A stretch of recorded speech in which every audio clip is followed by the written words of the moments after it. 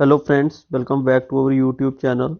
In the last video, I have discussed some previous year question of surveying, and in this video today I am going to discuss the previous year questions related to your solid mechanics and structural analysis as per the JKSSB JEE civil syllabus, and these questions are asked in the previous year question papers. तो जो last time जेकेएसबी ने paper conduct किया था उसमें ये सब questions जो हैं आए हुए हैं, और इन्हीं क्वेश्चंस को मैं आपके साथ यहाँ पे क्या करने जा रहा हूँ, डिस्कस करने जा रहा हूँ। और सर्वेइंग में आपने देखा था, सर्वेइंग में भी मोर देन 50% क्वेश्चंस जो थे वो न्यूमेरिकल टाइप्स थे, और इसमें भी आप देखोगे 50% से ज़्यादा जो क्वेश्चंस हैं वो न्यूमेरिकल क्वेश्चंस हैं। तो आपने जो 144 पोस्ट रिलीज हुई हैं उसकी प्रिपरेशन के लिए इक्वली वेटेज, इक्वली जो है टाइम स्पेंड करना है न्यूमेरिकल और थ्योरेटिकल कंसेप्ट्स दोनों के ऊपर। तो आपने न्यूमेरिकल क्वेश्चंस भी जो हैं वो प्रैक्टिस करने हैं, और यहाँ पे आप लोग देखोगे कि जो मैक्सिमम क्वेश्चंस मैं यहाँ पे डिस्कस करूंगा that is your formula based questions. और फार्मूला में आपने जो रिलेशंस होते हैं, रिलेशंस में आपने वैल्यूज को सब्स्टिट्यूट करना है और आपका जो आंसर है वो आ जाएगा। तो आपको जो रिलेशंस हैं, स्टैंडर्ड रिलेशंस जितने भी हैं हमारे, उनको आप लोगों ने अच्छे से जो है प्रिपेयर करना है। For joining me for daily cues के लिए आप लोग मुझे जो है टेलीग्राम पे ज्वाइन कर सकते हो, and for the subject wise tests आप ट्रिगर एग्जाम ऐप जो है प्ले स्टोर से इंस्टॉल कर सकते हो, और दोनों के लिंक्स जो हैं वो डिस्क्रिप्शन में दिए गए हैं। तो practice more and more questions, जितना पॉसिबल हो सकता है आप क्वेश्चंस को प्रैक्टिस करो, तभी आप लोग अपनी जो प्रिपरेशन है उसको क्या कर पाओगे, जज कर पाओगे। तो फर्स्ट क्वेश्चन मैं आप लोगों के साथ जो यहाँ पे डिस्कस करने जा रहा हूँ, इस क्वेश्चन के अंदर अगर आप देखोगे जो है क्या पूछा गया है, हमारे पास एक स्टील बार है जिसकी टोटल लेंथ जो है 20 सेंटीमीटर है, और उसको हम लोगों ने कितने पार्ट्स में डिवाइड कर दिया है, 2 इक्वल पार्ट्स में। तो एक पार्ट का जो डायामीटर है आपका, वो आपका है, सपोज करो this is your bar, total length of this bar is 20 centimetre. जो टोटल लेंथ है आपके पास वो कितनी है, 20 सेंटीमीटर। और ये जो है इसका जो डायामीटर है आपके पास वो 5 सेंटीमीटर है, और इस पोर्शन का जो डायामीटर है दिस इज योर 4 सेंटीमीटर। और इसके ऊपर कुछ लोड जो है वो एक्ट कर रहा है, and let this load be your 10 tons का लोड जो है वो इसके ऊपर क्या है, एक्ट कर रहा है। तो अब अगर मैं आपको यहाँ पे बताना चाहूँ, जो इसमें हमारे पास अगर जो डिफॉर्मेशन जो डेल्टा एल हम लोग कैलकुलेट करते हैं, वो हमारे पास जो है वो किसके इक्वल होती है, पी एल बाय ए ई। और समटाइम्स इस रिलेशन को इस तरीके से भी लिखा जाता है सिग्मा एल बाय ई। तो सिग्मा जो है वो आपका यहाँ पे क्या होता है, स्ट्रेस। तो अब मैं, ये मेरे पास दो पार्ट्स होंगे, this is your first part and this is your second part. और दोनों पार्ट्स का अगर आप देखो जो लोड एक्ट कर रहा है दोनों के ऊपर, वो कितना एक्ट कर रहा है, 10 टन्स। और जो लेंथ है दोनों पार्ट्स की वो भी हमारे पास क्या है, सेम लेंथ जो है, वो दोनों पार्ट्स की जो लेंथ है वो हमारे पास क्या है, सेम लेंथ है। Total length is your 20 centimetre, and length of this portion is your 10 centi sorry this is your 10 centimetre, and this portion is also 10 centimetre. तो 10 सेंटीमीटर के आपके पास दोनों पोर्शन हो गए, और ई की वैल्यू जो है वो भी आपके पास कांस्टेंट है, and this E is also given in the question. और ई की वैल्यू जो आपको दी गई है, अगर आप यहाँ पे ध्यान से देखो, E is your 2 into 10⁻⁶ kg पर सेंटीमीटर स्क्वेयर। तो ये वैल्यू आप ई की यहाँ पे क्या करोगे, यूज करोगे। तो अब ये रिलेशन, इसने 4 रिलेशंस यहाँ पे दिए हैं, तो पूछ रहा है कि इनमें से कौन सा रिलेशन जो है वो करेक्ट है। तो आप देखोगे फॉर ये जो फर्स्ट बार और सेकंड दोनों के लिए मैं अलग अलग से रिलेशन को यहाँ पे अप्लाई करूंगा, तो टोटल डिफॉर्मेशन जो आ जाएगी that is your P is constant, same for both the portion. Similarly your L is also same and E is also same. This relation becomes 1 by area 1 plus 1 by area 2। तो इस तरीके से ये relation जो है वो आपका बन जाएगा। अब अगर मैं बात करूं 10 लोड कितना 10 टन, तो 10 into 10⁻³ length is your 10 centimetre, E is your 2 into 10⁻⁶। अब अगर मैं आपको पूछूं एरिया ऑफ सर्कुलर रॉड जो होता है वो किसके इक्वल होता है, π/4d²। तो फर्स्ट वाले की अगर बात करें तो वो आपके पास किसके इक्वल हो जाएगा, पाई इंटू 5 सेंटीमीटर है तो 5 का स्क्वायर, और 4 जो है वो आपका न्यूमिनेटर में चला जाएगा। एंड सिमिलरली अगर सेकंड पोर्शन की बात करें तो उसका जो एरिया था वो हमारे पास कितना था, दैट इज योर π/4d²। ठीक है, अब आप इसको सिंप्लीफाई करो, आपके पास रिजल्टेंट आंसर जो है वो आ जाएगा। तो अगर आप यहां पे देखो this numerator is 10⁵ and this is your 10⁶, और 4 को आप यहां से क्या करो, कॉमन निकाल दो। तो जो यहां पे आपके पास वैल्यू आएगी दिस इज योर 4/20 पाई, और 1/5 का स्क्वायर अगर आप करोगे दिस इज योर 1/25 प्लस 1/16। ठीक, और यहां पे आप देखोगे जो आपके पास ये रिलेशन बनेगा this is your 2/10 pi upon 1/25 plus 1/16। तो this is your total deformation in the bar. तो आपके पास 4 ऑप्शंस थे, और अब आप देख सकते हो out of these 4 options your correct option is your option B. तो ऑप्शन बी जो है वो आपका यहाँ पे क्या आएगा, करेक्ट ऑप्शन आएगा for this question number 1।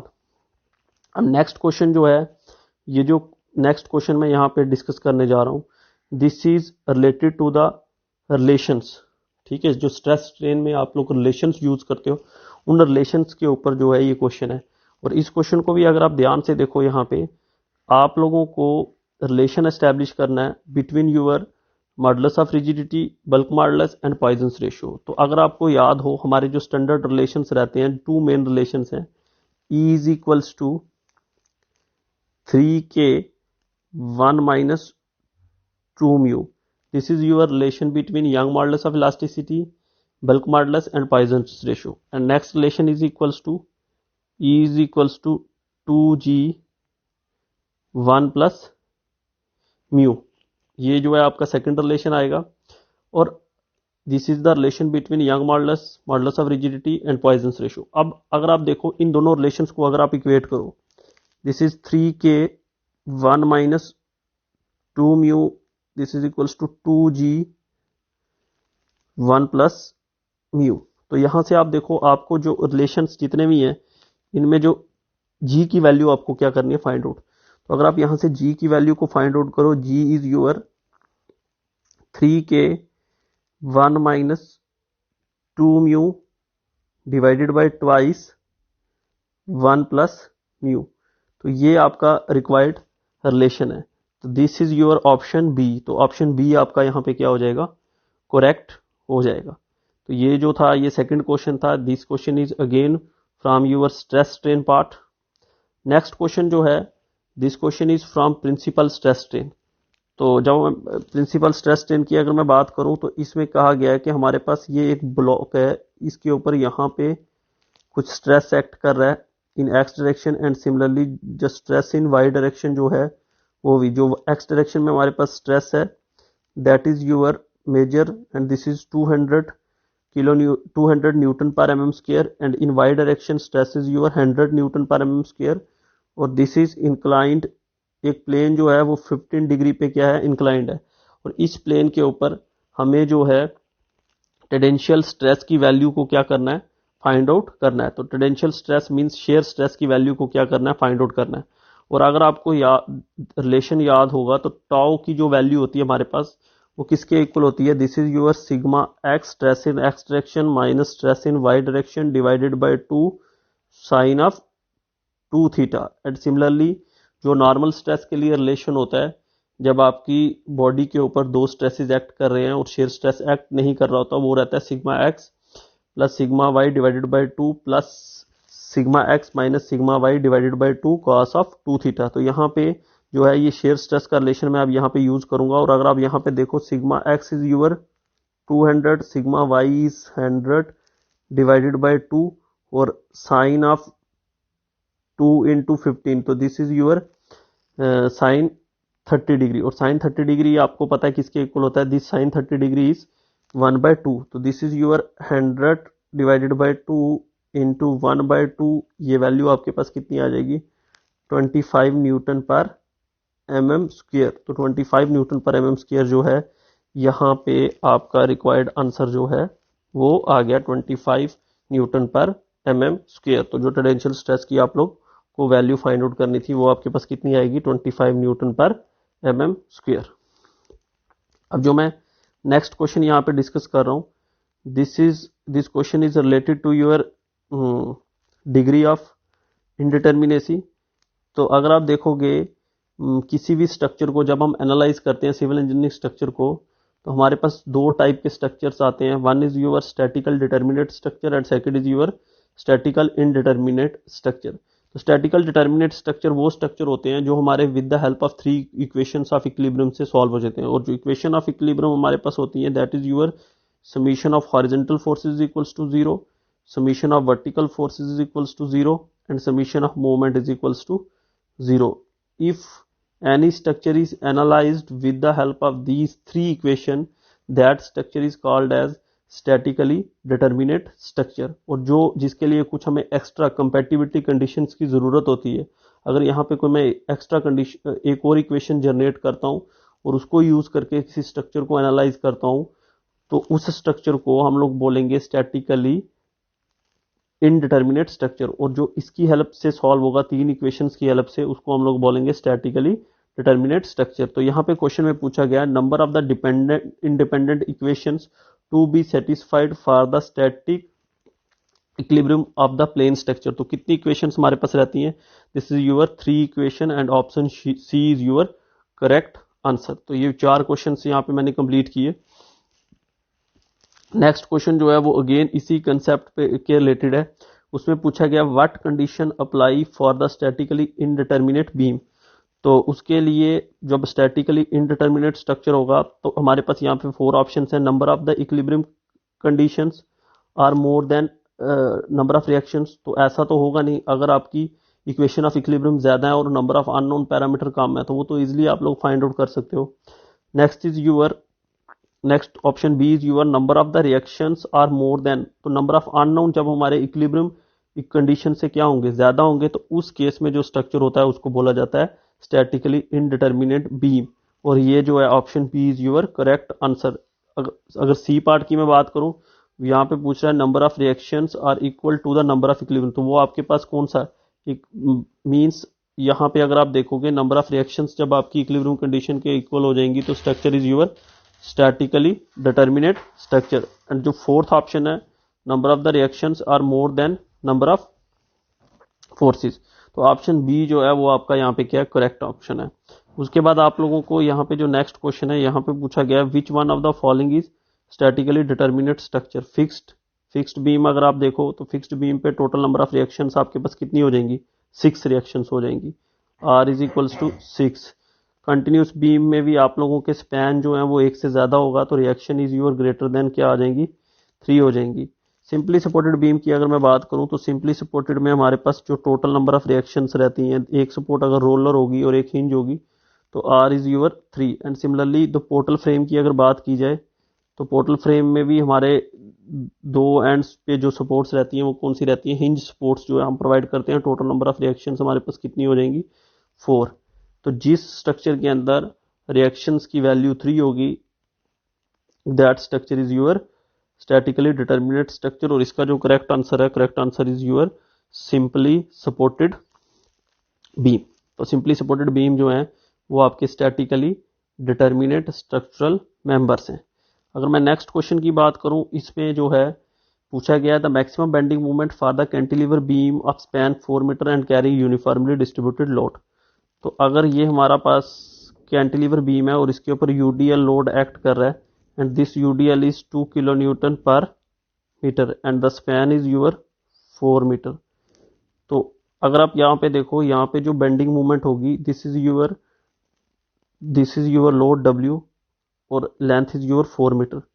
W into L क्या होगा, लोड, और this load acts at a centre of beam WL square by 2 is your bending moment. तो W की वैल्यू आपके पास कितनी आ गई, 2, length is your 4 square divided by 2, 16 इज योर required answer. 16 kilo newton meter जो है वो आपकी बेंडिंग मोमेंट होगी किसके केस में, in case of cantilever beam carry 2 kilo newton per metre load for the span of 4 metre. Next question जो है वो जो क्वेश्चन नंबर 8 जो मैं आपके साथ डिस्कस करने जा रहा हूँ, इसमें पूछा है the maximum shear force in the simply supported beam for the span of 3 meter having point load of 4 kilo newton at centre. तो अगर ये इस तरीके से कुछ कंडीशन आ जाएगी, सेंटर में जो है 4 किलो न्यूटन का लोड एक्ट कर रहा है, टोटल स्पैन की जो लेंथ है this length is your 3 metre.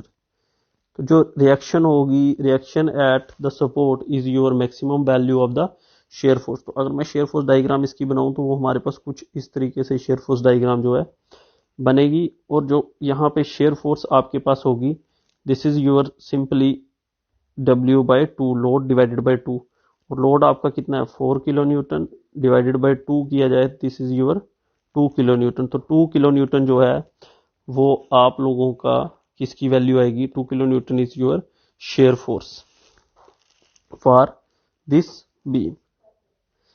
Next question की अगर बात करूं, नेक्स्ट क्वेश्चन जो है फिक्स्ड बीम के रिलेटेड जो है वो पूछा गया। तो कहता है अगर हमारे पास एक फिक्स्ड बीम है, this is your fixed beam, और इसके ऊपर क्या लग रहा है triangular load varying from 0 at end A. तो ये इस तरीके से आ गया, this is your A, this is your B, 0 जो है वो कहाँ पे है एंड ए पे। और यहाँ पे क्वेश्चन में कुछ ऐसा पूछा गया है द मोमेंट रेशियो हमें बताना है moment at A to moment at B. तो अगर मैं एंड ए की बात करूं फिक्स्ड के केस में, जो हमारी मोमेंट होगी एंड ए पे वो हमारे पास किसके इक्वल होगी, WL स्क्वायर बाय 30, और एंड बी पे जो हमारी मोमेंट रहेगी this is your WL square bye 20। अब इन दोनों की हमें रेशियो लेनी है, तो रेशियो सिंपली क्या हो जाएगी WL square bye 30 divided by WL square bye 20। तो रिक्वायर्ड आंसर जो है जब आप रेशियोज लोगे दिस इज योर 2/3। तो 2/3 is your correct answer for this fixed beam. Next question अगर बात करूं, this question is related to your section modulus, और ये जो आपकी बेंडिंग स्ट्रेसेस इन बीम है वहां से क्वेश्चन है ये। और अगर सेक्शन मॉडुलस की हम बात करें, if this is your rectangular section of width B and depth D, तो जो सेक्शन मॉडुलस होता है वो हमारे पास किसके इक्वल होता है I/y बार, और मूवमेंट ऑफ इनर्शिया जो हमारे पास रेक्टेंगुलर बीम का होता है वो किसके इक्वल होता है BD³/12, और y bar is your depth of neutral axis this is your D/2। तो जो सेक्शन मॉडुलस की अगर मैं बात करूं वो हमारे पास किसके इक्वल हो जाएगा BD²/6, और इस क्वेश्चन में B की वैल्यू दी है 2, D की वैल्यू दी है 3 स्क्वायर डिवाइडेड बाय 6, और यहां से आपके पास 3 मीटर क्यूब जो है वो आपका आ जाएगा सेक्शन मॉडुलस। तो option B is correct for this question number 10। Next question जो यहाँ पे मैं डिस्कस करने जा रहा हूँ, this question is related to the deflection of simply supported beam. और अगर मैं डिफ्लेक्शन की बात करूँ, अगर हमारे पास ये सिंपली सपोर्टेड बीम है, इसके ऊपर जो पॉइंट लोड है वो कितना एक्ट कर रहा है, 1 किलो न्यूटन का पॉइंट लोड एक्ट कर रहा है। और मैक्सिमम डिफ्लेक्शन की बात करें तो मैक्सिमम डिफ्लेक्शन कहाँ पे एक्ट करेगी, under the load, and this maximum deflection is equals to WL³/48 EI। W भी हमें दिया है, स्पैन भी हमें दिया है, E की वैल्यू भी क्वेश्चन में गिवन है, बट I जो है वो गिवन नहीं दिया। तो I किसके इक्वल होता है, फॉर रेक्टेंगुलर सेक्शन BD³/12। तो B की वैल्यू दी है 50, D की वैल्यू दी है हमारे पास 100³ डिवाइडेड बाय 12, ये आएगा I।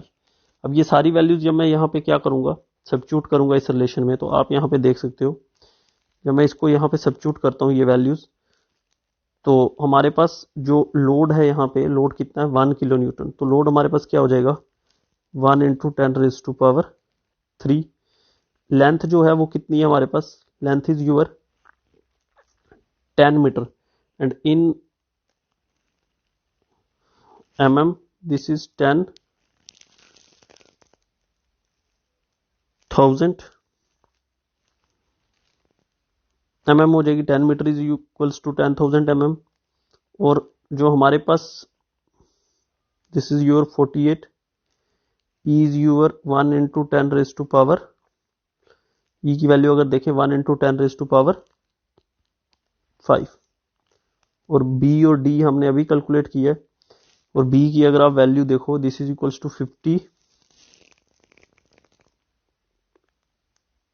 × 100³ divided by 12। तो अब आप इसको सिंप्लीफाई कर सकते हो यहाँ पे, this 12 this is your 4, numerator अगर आप देखो न्यूमिनेटर आपका आ रहा है 10⁻, जस्ट वेट, जो ई था, ई हमारा ई की जो वैल्यू है क्वेश्चन के अंदर that is in newton mm²। तो न्यूमिनेटर जो आपका है अगर आप यहाँ पे देखो दिस इज योर 10⁻16 और डिनोमिनेटर को अगर आप देखोगे तो यहाँ पे आपके पास आ जाएगा 200 ×